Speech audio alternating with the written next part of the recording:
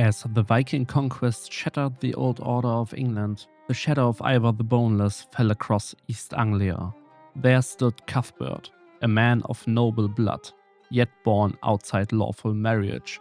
In the hour of greatest danger, he demanded leadership of his cousin's armies, convinced that only decisive strength could defend their homeland. They refused him, and so, humiliated and furious, Cuthbert turned his back on East Anglia forever. He swore that he would never forget the insult, nor the weakness of those who had denied him. And with that, welcome to another CK3 story. This one was suggested by Logan Leahy. Thank you very much. If you liked the video, please consider commenting, liking and subscribing. But for now, let's start right in.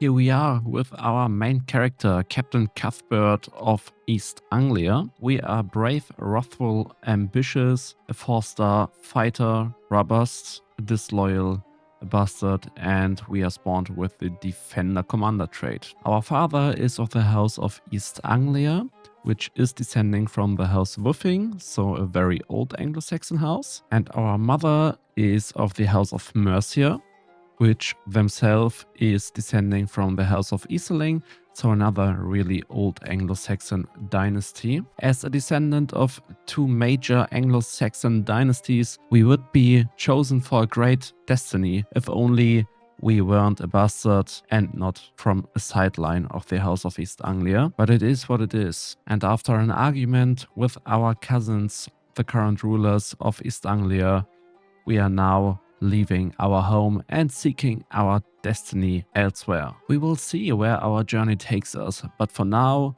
we are leaving Mercia, we are leaving East Anglia, and are looking forward for new adventures in foreign lands. Our family lost their war against Ivar the Boneless and are now exiled. That wouldn't have happened if they had just left the command of the army to us. In exile, Cuthbert served as mercenary in Paris, Rome and Byzantium. In Constantinople, he befriended some Khazars from the northern Khazar Khanate, which convinced him to move north into the steppes, serving as mobile warlord, renting out his mercenaries to every Khan who is in need for soldiers. After more than 40 years of traveling and serving as mercenary, Cuthbert has lost almost all his friends, but he has also assembled one of the strongest warbands in the region and has decided that he no longer wants to fight for others, but instead the others should bow to him, and his warband shall fight in his name. Fame and fortune await those who follow him. Now to do this, we will go on and claim some land from the local Mongols, because if we want to hybridize with the Mongols, we will have to make landfall on Mongol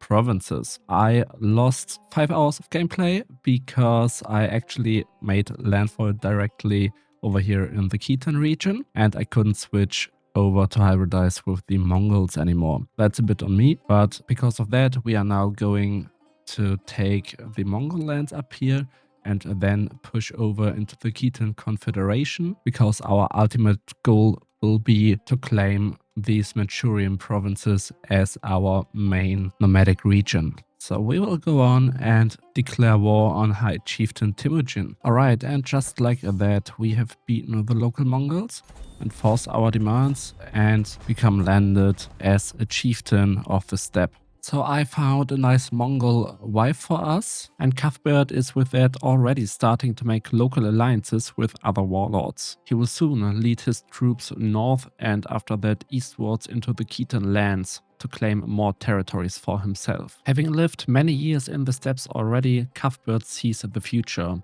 And the future is to blend his familial Anglo-Saxon traditions with the local Mongol steppe traditions. I am Anglo-Saxon while my people are Mongols. I have traditions that serve me well, but Mongol tradition is rich and well suited for a life on the steppe. I will promote our customs side by side until we emerge as one. This is a special hybridizing decision for nomad rulers only, where we will create a hybrid culture with random cultural pillars and traditions. It will always share the heritage of our nomadic capital, so the Mongol heritage is set in stone, but with that we can hope for the Anglo language, and that is exactly what we want. The East Anglia hybridization. Our culture has become bureaucratic. That's fine for me. I would have liked to get the bellicose from the Mongols, but we'll work with bureaucratic. We have hit and run tactics, giving our nomadic hordes screen and damage, as well as we get less retreat losses and less fatal casualties. We have the herds traditions, still giving us the Huskarls. City keepers, which is fine. Monastic communities, which is fine. And we have wolves of the deep steppe, which gives us the Mangudai man-at-arms. So archer cavalry from the Mongols. That is pretty nice. What we didn't get, but what was suggested in the comments, is from the Anglo-Saxons the Saxon elective succession law. However, I think that doesn't really matter because we are adopting the Kurultai succession of the steppe anyway. Mechanic-wise, that is the only succession law we can choose, so that should be fine. Overall, our culture has become a pretty good mix of the Mongol and Anglo-Saxon features. As you can see, our naming practices are still Anglo-Saxon, while we have adopted Mongolian military equipment and mixed up Mongolian and Anglo-Saxon fashion and coat of arms. So I think overall that makes pretty good sense for our run here. Cuthbert is now starting his conquests to the north. We are doing that with the nomadic county Quarrel CB, which is a special nomad CB. So nomads was nomads, and with us taking that province, it actually changes to our culture. With the first war done, let's have a look at the culture map mode. As you can see, the province has become East Anglian, so we are going to use that CB mostly to force the nomads living in that region to accept East Anglian dominance and overlordship. It is time to prove my dominance over the area and subjugate those who live here. All will be trampled under our hoofs as we take what is rightfully ours. So what we are going to do is start a domination war for our duchy and claim a higher rank for ourselves, being seen as the rightful high chieftain of this region by our neighbors. They will fall before me. There is some resistance to our claim, so we will quickly have to crush that. The resistance was easily crushed, and we have subjugated the local Murgid Mongols and have claimed our place as rightful high chieftain of the region. Cuthbert now proclaims the push to the east, as he wants to claim all those fertile lands of the Khitan Confederation. But not only that, but he will also bring his hordes north to the local Mongol rulers to tributize them, forcing them to pay him in horses. To the south, the weak Tang dynasty has collapsed. Sadly, our horde is not strong enough yet to intervene there, but Cuthbert sees opportunity for the future to loot and pillage the rich lands of China. We have founded our own house and dynasty now, as we have our first children, and the house is known as House Cuthingas in the Anglo-Saxon style after Cuthbert. For our house coat of arms, I've chosen a horse with wings on it, symbolizing our aggressive and fast strategy on the battlefield, as if we were flying. Later on, this will be known as the heavenly horses sent from heaven to unite the world. It is holding a banner with a cross on it, and we have an eastern star for our destiny in the east. North to us, the Shiwais Khanate is rising. They are conquerors and are pretty strong, so it is an all or nothing battle that we are seeking. Either we are getting destroyed or they are getting destroyed, but this region has no place for two supreme leaders. We are using our once-in-a-lifetime Invade Kingdom CB for that, conquering the Shiwai Kingdom and trying to siege down the provinces to the south to gain them as well. They are not weak. We will have to hire some mercenaries and hope for favorable ground. The old conqueror died and passed his realms to his son, who's still a conqueror, and he is actually attacking us right now. So let's see if we stand a chance against them and can crush their armies. That is looking pretty good. That was way easier than I thought. Alright, and with summer sieges done, we have reached 98% war score. That is more than enough for us. And we can enforce our demands. That's quite a land gain. So we've conquered a lot of territories, as you can see, over the past years. And we've also switched our main duchy to Liuji down here. So that makes us part of the kingdom of Raoul. As we have just acquired enough herd size to expand our dominance, we will do just that and switch to high dominance, which then in return allows us to dominate the kingdom title. They will once again fall before us. This time there was no resistance, so we had no domination war and instantly claimed the Khanate of the East Anglias for ourselves. Next we will go against our Korean neighbors of the Kingdom of Balhae. We can expand dominance against them for the Duchy of Liaodong down here next to our capital. With the expand dominance CB, we will not only conquer these territories, but this duchy will also drift into our kingdom title. So we will expand our kingdom along the sea. That is what we are gonna do right now, testing ourselves against our first settled neighbor. Finish off their armies. That brings us up to 92%. We can enforce our demands and we have expanded our realm and as we can see also our de jure kingdom. We have conquered some castles and cities from the Koreans, which we are going to raise. That will give us gold, destroy some buildings in these holdings, increase the fertility and reduce the death growth. Now every raising decreases one level of buildings. Once there are no buildings left, that will actually raise the castle and make it into a nomadic holding. We are going to do that later on with every castle and city that we are going to conquer, truly burning these cities down and taking all their gold. China is still a real mess, and I think the time has come that Cuthbert and his armies intervene there. We have not much time left, I guess, as Cuthbert is 87 years old. But he has multiple children who will carry on his legacy if he dies. Our first target is going to be the kingdom of Dai Bai right at our borders. We will use the consolidate land under Heaven to be, which we are able to use without switching to Celestial as we already have a kingdom title.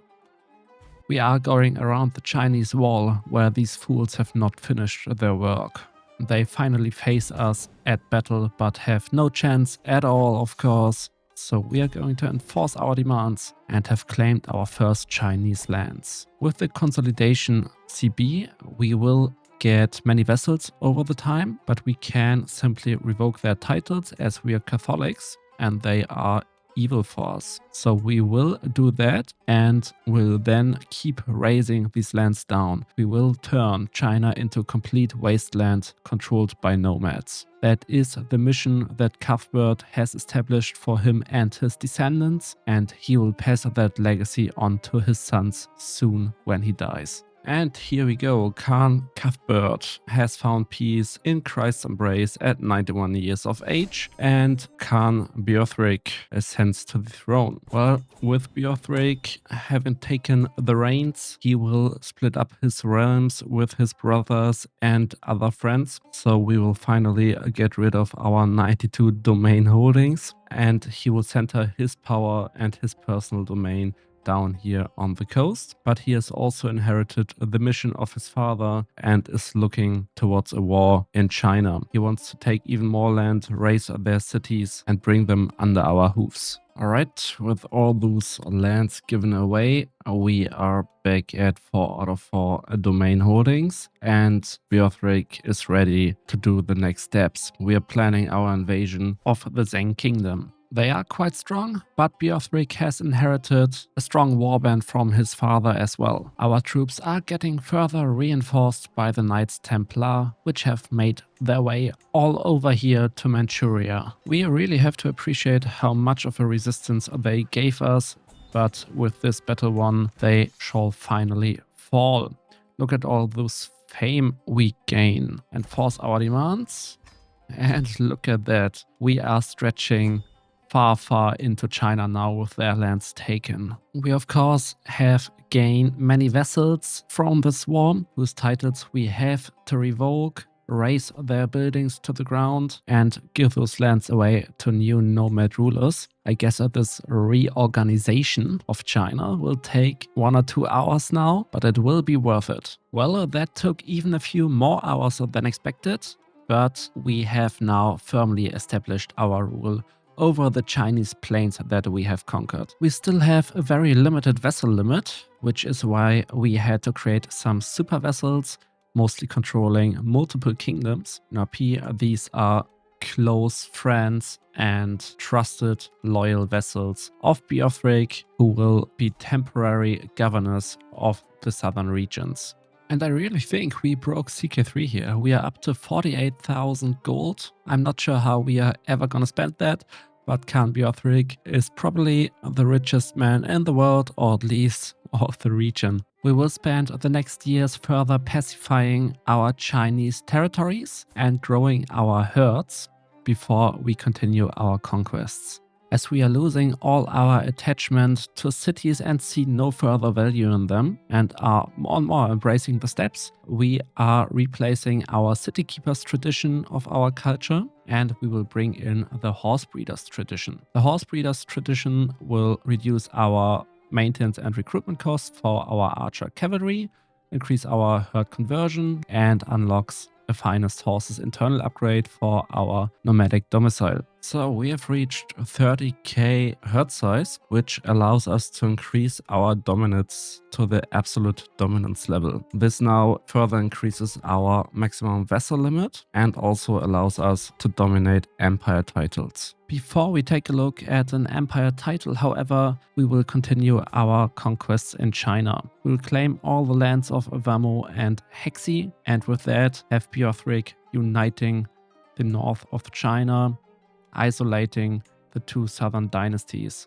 Later on, we will probably also go on and claim the Korean lands in the north, but they are not on our top priority right now. We have successfully united the northwest of China, so we can turn our attention elsewhere for now. While at war, Khan Beorthric has embraced a minor lunacy, which is getting worse day by day.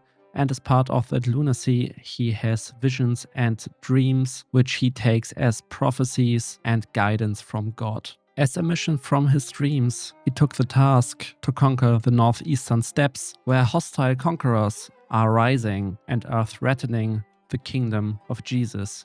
So he will go on and proclaim himself Kagan of Andong and the northeastern steppes, crushing every resistance that rises against him. They will fall before us once and for all. This pits us against most of the northeastern rulers in our domination war for the Empire of Andong. Our enemy's kingdom just collapsed, and with their only province left sieged, we have won our domination war. Let's enforce our demands and see ourselves rising up to great and mighty Kagan, the Kagan of the northeastern steppes. The domination war brought us some minor tributaries up here in the steppes, but our main enemies like the Balhae and the Amur are not yet subjugated by us, and we will need to change that to truly secure our power and our eastern flank. So we will go on and start new offensives against all those northeastern enemies of our state, and will conquer and subjugate the whole region. The Amur High King has died, and his son and successor actually no longer has the conqueror trait and is fighting a rebellion from his brother, weakening our enemy and making it way easier for us to conquer them. In the south, the kingdom of Jin has united the last Chinese rebels, and they are actually descendants of the Tang dynasty and are seeking to restore the Tang dynasty to rule over all of China. So they will be our main enemy in the coming years and in the battles to come after the Amur are beaten. As you are still watching the video, why don't you hit the like and subscribe button so you don't miss any of the next videos. In 2 separate perfectly executed wars by our generals, we have beaten the Amur and driven them out of most of our steppes. First, we have invaded a southern kingdom and now dominated their northern kingdom of Amur with a kingdom dominance war, which drifts the whole kingdom into our de jure empire. So we are now the rightful liege of the Kingdom of Amur. With that, we will now be able to focus our attention back down to southern China. Just to make that clear again, Khagan Beothric is not waging a mere subjugation war against China, subjugating the local Chinese. But looking at the culture map, we can truly see that this is really a war of great replacement, not just conquest, but true replacement and destruction. Having a look at the lands of our vassals, we can see that all the castles are gone and are replaced by nomadic settlements and horses roaming through the countrysides. In one of his visions, Khagan Beothric saw the truth about God, Jesus Christ, and the spirits. And it is this truth that he will bring to his vassals, to his families, and all of his realm. Having long lost the contact to the old Catholic homelands, the faithful of the East Anglians no longer fear the guidance of the Pope, but instead embrace the truth that Beothric saw in his vision. The vision brought to him directly by Tengri. With that, we will kinda hybridize the Christian and Tengri beliefs in the steppe, as our cultures are merging with each other. Our religious beliefs are doing that as well. Our new faith will be known as the Anglican Church. We hold that Tengri, the eternal blue sky, is the one true God, Lord of heaven and earth. We also hold that Christ is his Son, sent to mankind to reveal the path of salvation and the sacred law of righteous kingship. But we also believe in the spirits of the steppe, who are not equal to God or other gods, but they are lesser beings who move within his design and serve his will. We believe that all lands beneath the sky must in time be united in the true order of God. The beliefs in the spirits is the reason why we are going with the polytheist doctrine, even though we are more of a henotheistic faith, because we worship Tengri alone as the one highest God, but we are still acknowledging lesser spirits beneath his divine order as real and divine beings. For the tenets, we are going with armed pilgrimages, syncretic folk traditions, and esotericism. These syncretic folk traditions are basically here because we are completely hybridizing and merging with the local Mongol cultural traditions and religious traditions. Esotericism makes sense, I think, because all the divine order is a bit out of our range to understand, and the armed pilgrimages, of course, is for our fighting aspect. Now, I would have liked to go with warmonger and ancestor worship instead of armed pilgrimages and esotericism, but sadly it seems like we cannot choose them as a Christian faith, or at least not coming from the Catholic faith.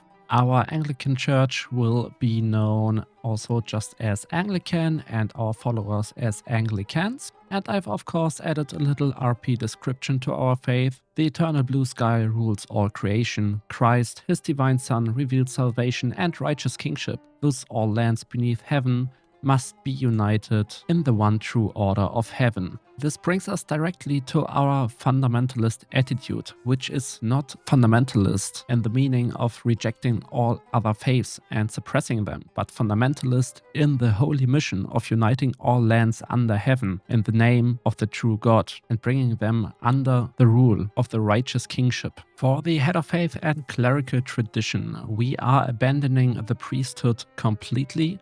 We have no place for priests anymore in our faith. We have secular leaders and worldly power, which is acting in the name of Tengri. For the pilgrimages, we are going with local rites, as we have no contact anymore to our holy sites, and we already discussed the polytheistic theism. For marriage doctrines, we are going with concubines in steppe traditions, and divorces will be always allowed, but every child born not from an official wife or concubine is considered a bastard and needs to be legitimized. For crime doctrines, we have basically everything considered criminal, only same-sex relations are shunned. And for clergy doctrines, we are going with recruitment for the extra prowess. All genders can be clerics and they are allowed to marry, as we have no real priesthood. We also have the temporal revocable appointment.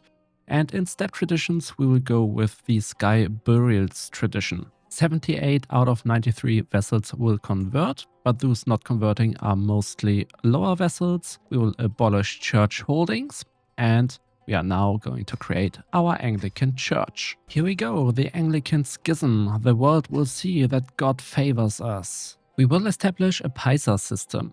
A system of special tablets shall be established to attract wealthy foreigners and empower Kagan's loyal subjects. He who carries a Paisa that bears the name of Kagan Bjorthric will carry my authority and have safe passage through my lands. Those who dare disrespect my name will be put to death like dogs. I think that's a very cool RP decision that unlocks some character interactions that are not too important for me gameplay-wise, but I think the idea behind establishing that is very cool. Everyone who knows the Netflix series Marco Polo probably remembers the golden tablet Marco Polo carried to show the authority of the Khan. I think that was meant to be a Paisa, for example. By the power of eternal heaven, Paisa system established. My power is like the steppe itself, endlessly stretching beyond the horizon. Yet I am like a single drop of water in the rain, fixed to only one place. Beyond the steppe, people of the cities are using ledgers to carry knowledge beyond their finite gaze. I will use their idea and give away Paisas. My loyal subjects will carry the most important words of all, my name, Kagan Bjorthric.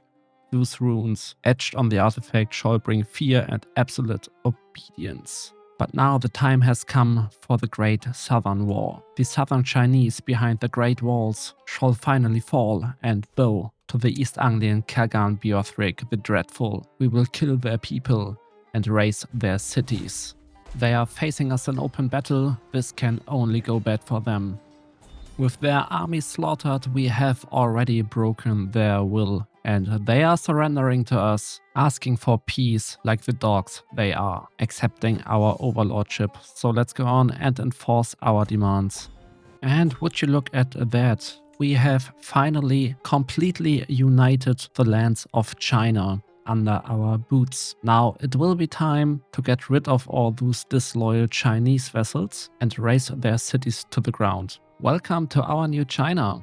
Welcome to Kagan Bjorthric's new China. It took us a few years and I think about 5 hours to sort all of that out, but we finally removed all those Han Chinese and replaced them with loyal rulers. As you can see, most of our southern provinces are already converted to the Anglican faith, and we also have some East Anglian counties culture-wise already. In the north, we have tributized the Koreans. I actually wanted to conquer those provinces up in the north, but turns out with the expand dominant CB, I just tributized them. South China made Kagan Bjorthric incredibly rich. We are at a whopping 149,000 gold, while we only make 19 a month. And we are actually also making 400 horses a month. That is incredibly good. We will need 75,000 horses for our next dominance level. And we are also spending some horses in our nomadic capital at the moment, which we are slowly building up now. We will just pacify China for a bit and build up our strength. Since his second-born son Oswin is a small man like himself, a great warrior, an ambitious man, a fantastic commander, he is changing succession and designating his second-born son Oswin as his heir. He will of course still have to win the Kurultai against his older brother, but for now the succession is shifted towards Oswin.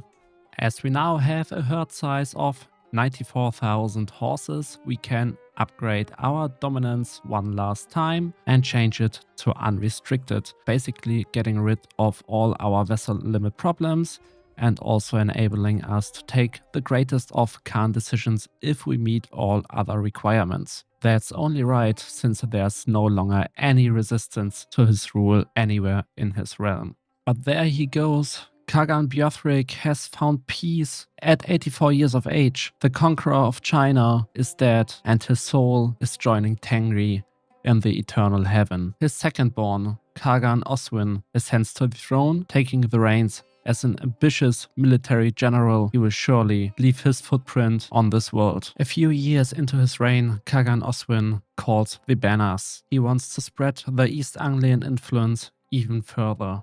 further into the steppes, and for that he will leverage the army that his father has left to him and which he has consolidated. We are mustering a force of 60,000 men with 9 men-at-arms regiments in it. We have 2 regiments of the Mangudai. We have 2 regiments of normal horse archers, 1 heavy horse archers, 1 of the Kashyyyks, which we have unlocked due to the dynasty legacies, and 2 regiments of the Huskars. Also 1 regiment of the Onagers. With that army behind him, he calls for the unity of the steppes. Under his leadership, every Khan from east to west shall bow to him. He will become the greatest of all Khans. Call the clans. Proclaim that the world is yours, O Khan of Khans, and that, though Khans and chieftains rise to deny you, you will become lord of all under the sky. Be warned, the signs tell that a mighty son of heaven, the prophesied Mongol, will one day make this claim, and once he has conquered, no horse lord will ever match his glory.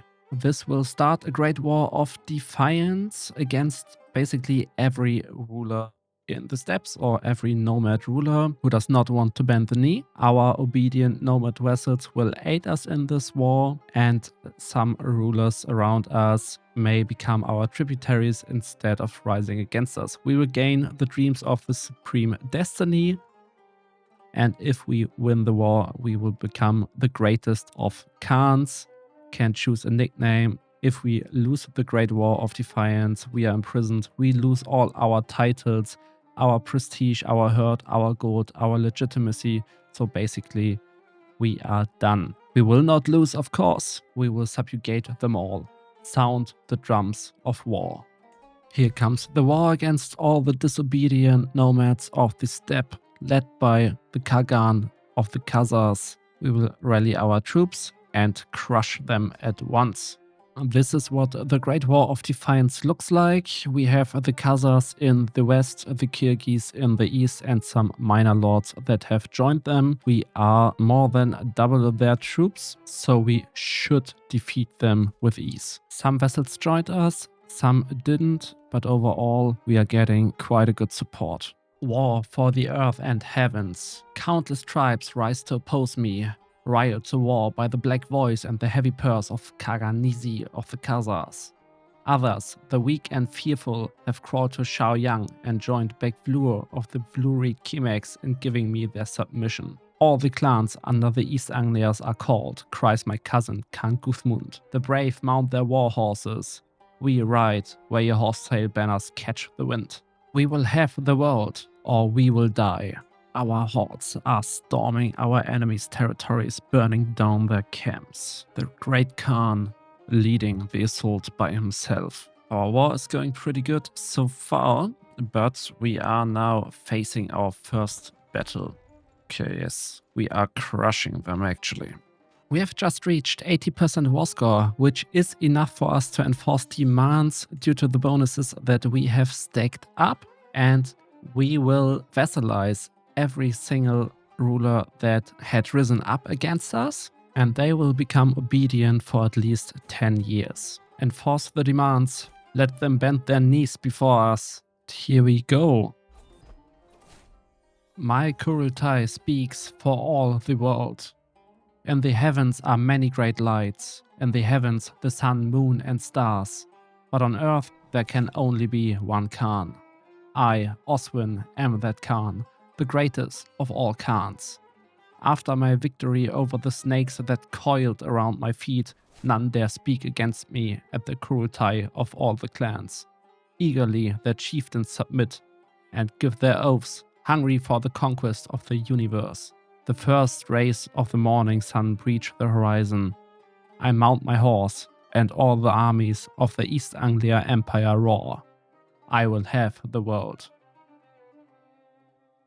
A name for the Kagan. The powerful omens are many.